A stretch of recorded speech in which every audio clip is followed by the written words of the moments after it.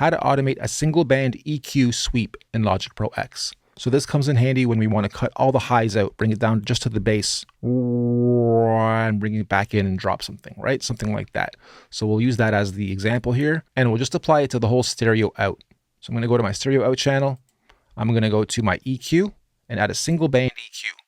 Now you'll notice my voice just changed and I got all the bass out of my voice. So I'm going to add the bass back in by going this way, but I don't want to be on a low cut. I want to be on a high cut. So now I'll start up here and I'll bring this back. You guys will start to hear me go more and more muffled.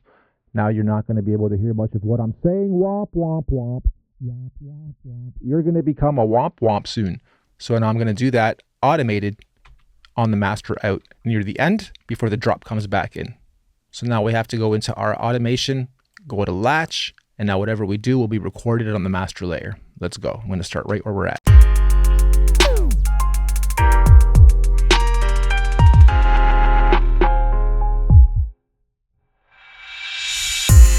Beautiful. Let's check this out one more time. We'll move on to the next lesson.